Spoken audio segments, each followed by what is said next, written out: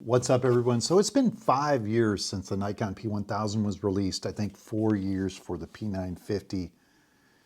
Technology has advanced quite a bit in that time. So the question is it still worth buying? I think a lot of people are on the fence on this one. And so it's kind of hard to believe 3 years ago, I put out my first Prairie Chicken video, which was I should say half of it was with Micro Four Thirds.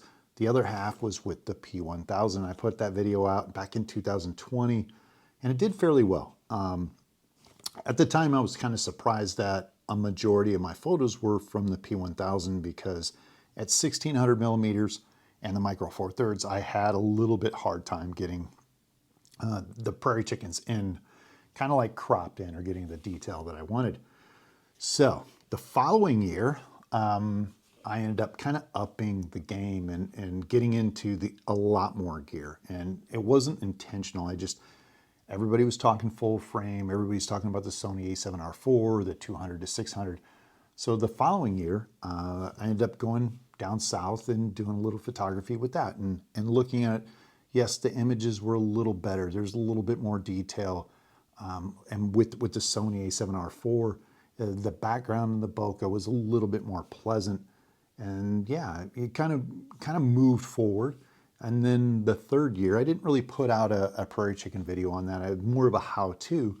I actually went full all out, the best stuff I could get. And that was the Sigma 300 to 800, along with a 32 megapixel Canon 90D, which is like the highest megapixel density for an APS-C sensor, which gives me about 1280 millimeters at 32 megapixels.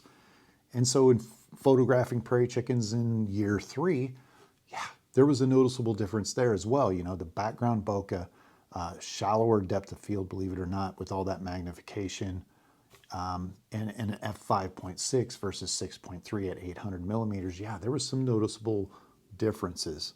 And so here's the case. That gear back in 2022, yeah, that was 102 pounds. I got a video out about how much the gear weighs. And so this year, I decided there's no way I'm carrying the heavy gear. And I got an idea. Just bring along the Nikons, just point and shoots. And I'll tell you what, I was a little worried just going this route because there was nothing to back up. Normally I'll have a better camera in the car if I bring this kind of stuff as a backup. But this year I just went for broke. I went down there early April to do some photography of Prairie Chickens and brought nothing with me. I had 3 cameras, essentially that and some cell phones, and wanted to see just how much things have changed or, you know, with the latest gear. So over the last 3 years of this channel, I've had the Canon R5, the R10, the R7, the Sony A7R4, these cameras, Micro Four Thirds. There's been a ton of tech and upgrades. But how well does this kind of compare? And so I made a list of things that I think are still really relevant. I'm going to get this out because my iPad. And then some of the things that this stuff kind of falls apart on.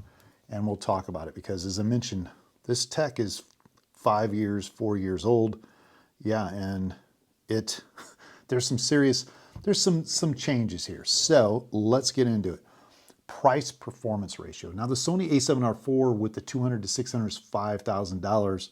Obviously the Sigma 300 to 800 is probably $4,000 now, along with whatever camera you put on it. Micro Four Thirds is probably going to cost you $2,500 to get into that, and this is $1,000 or 800, 900-ish. So the price to performance ratio still was pretty much amazed at what I was able to capture. I call it good quality for the price. Image stabilization, outstanding. That's one thing with point and shoots or bridge cameras. The image stabilization is perfect. This is awesome. I was able to hand hold, I think at some point, 3,000 millimeters out to 1/30th of a second, which is insane, and get sharp photos. So the Sony, there's no way. There's no way, like, it's a good, the A7R4 is a good IBIS system. Obviously, Micro Four Thirds is to me is better. The Canon stuff works pretty well, except for the DSLRs. There's no IBIS in there. But yeah, just know that even with the Sigma lens, the 150-600 and the IBIS, or the image stabilization in these lenses, just nothing compared to the point and shoots as far as I'm concerned. A lightweight, obviously lightweight. People will complain about oh, it's just too big. I'm like, are you kidding me, man? Look at a few of my videos. I get 102 pounds worth of gear in my backpack, and everything matters at that point. The lens, the 300 to 800 is 15, 16 pounds. The tripod is another 15 pounds. So you're talking 30 pounds alone. Even if you go with the Sony 200 to 600, you're still talking 6 pounds just for the lens. This is right like 2.5 pounds. So it's not heavy at all. I know people, well, it's a bridge camera. Don't worry about it. This is about half of what this is. And I think this is like almost 2 pounds, which is like literally you can't even get the lens on the camera for that. You talk about the decent viewfinder. Viewfinder is actually pretty good. Still in comparison, the EM5 Mark III is a little dated to Mark II. I think the viewfinder in this is better than the Olympus cameras, the older ones, not the newer stuff, but the EM5 Mark II, Mark III. Even I think maybe the Mark IV has the same viewfinder, and I think these viewfinder kind of holds up. Definitely not up to standards of like the R10, R7, those, but at least it's you don't really notice it and wish for something a lot better. One solution, one battery. You got one lens, one solution, one battery. I can't say this. These batteries are interchangeable. Every other system I've had when I've gone with like a backup camera, EM5 Mark III and the EM5 Mark II, different batteries. It's a pain. You got R7, R10, different batteries. Again, you grab the wrong ones. R7, Sony a7 R4, and then the a6500, 6600, different batteries. So it definitely helps, and the batteries are cheap. Definitely you can get, I'm thinking you probably get 4 or 5 of them, maybe 6 of them for $50, which it's decent life in the batteries. It's not bad. I think I used 2 on my latest trip, 2 batteries, which I had like 6 of them, so nowhere near running out. Has the Nikon color scheme. If you like Nikon colors, you're gonna dig this. You're right at home, along with 4K photos. So you can go ahead and take photos with this, or I should say video, and rip 4K JPEGs out of the video, and they look fairly decent. They're fairly detailed. Speaking of video, it has actually pretty good video. When you do the settings, I got a video on the settings for these cameras. If you follow that advice, you're gonna get more detail in the video, and I can compare it against the Sony a7R4 with the 200 to 600. I actually like the video on this, and it was because I was having some issues with the Sony. It was not all just point shoot and let it rip with the Sony. I kind of messed some things up, and I guess it's the person running the camera. Now, could I get better image quality out of Sony a7R4 in video? Yes, but in this trip, I like the Nikon a little bit better. So when speaking of video, the zoom is awesome because it's standard. It doesn't shake. It just zooms out and zooms in. It's very stable. Every other lens, like the Canon, I should say the Sigma 150 to 600, as soon as you turn the zoom in or out, the camera shakes. And even like the Sony 200 to 600, there's a little bit of vibration. For some reason, you put this on a tripod and just extend your telezoom in and out, and the camera doesn't move, and it's very graceful. So to me, that's still, it really can't be beat when you're looking at other lenses. Let's talk image quality. Decent image quality. The resolution, the sharpness, the color contrast. I have a comparison against the 200 to 600. Check out that video. At 3,000 millimeters, kind of everything going way out, you almost get the same amount of detail. The 200 to 600 Sony is sharper, but overall, this is very close to what that's offering. Full controls available. So this bridge camera has everything. You can take off your manual focus, autofocus. It has pretty good manual focus ring here, and you have a bunch of different buttons. So at no point in time, I would say that the ergonomics is excellent. At no point in time with the controls on there am I wishing I had something a little bit better. It doesn't really hamper me with creativity and my settings. It's pretty much, You have every button you need. You can program it to a certain extent and get the job done. No lens, no additional lenses. This is one lens, 24 to 3000, 24 to 2000. There's not a huge need for additional lenses, which is very freeing, man. If you can't get it done with this, to me, you can't get it done, man. That is just it. It's just, you have so much flexibility. There's no dust on the sensor.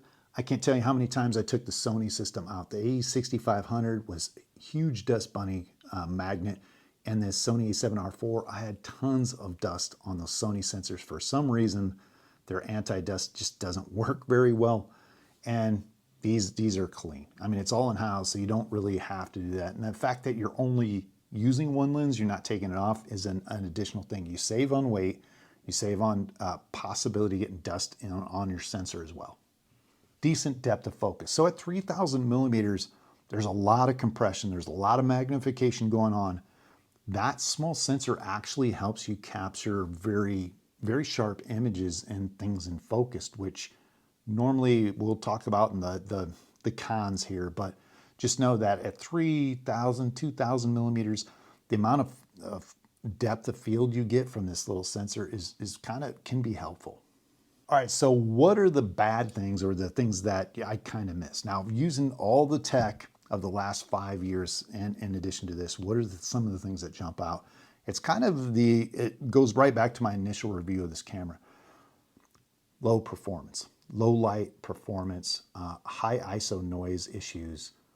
You have to use, let me see, you have to use low ISO, 100, 200, 400, 800, if you're gonna get the best. Sure, you can apply some Topaz anti-noise and that, and it helps, but just know that you're not gonna be shooting at 3200, 6400, 2800, and all those other kind of ISOs. I don't even think it can do that. I never even go past that, but just know, yeah, that's the kind of thing. Zooming noise. So it makes noise, like when you zoom in and zoom out, it's like that kind of gets a little annoying. It might scare some animals that are really sensitive, but just know that, and the fact that it is very slow. That zooming, panning in and out, or zooming in and out is just, it's pretty pedestrian. There's no weather sealing. Just know if you happen to, if you're out in really cold weather and this lens comes out, you get water in here and it freezes, you're probably going to be in a world of hurt. Sand, dust, I kind of keep it manageable. I'm not one of those guys to go out in the worst weather and start photographing anyway. I know everybody says you should, like it's the best photos, and I would agree, but I generally don't use this kind of gear for that kind of photography. As I mentioned, the focus speed is not great. The video focus speed is even worse. Low light focus is not the greatest. Yeah, and then we get to the JPEG buffer, 21 JPEGs. I think this might be 28, but just know that you can't just keep shooting. It's 7 frames a second, which isn't very fast, and the fact that you get 3 burst, 4 burst, even with the best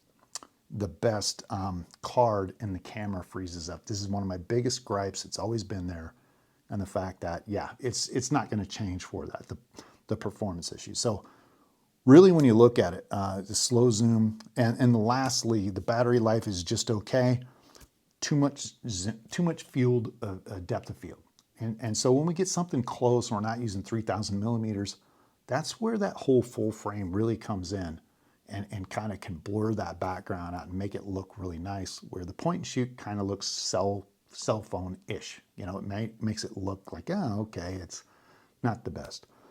But that being said, what was it like overall? Comparing some of the best equipment that I've used,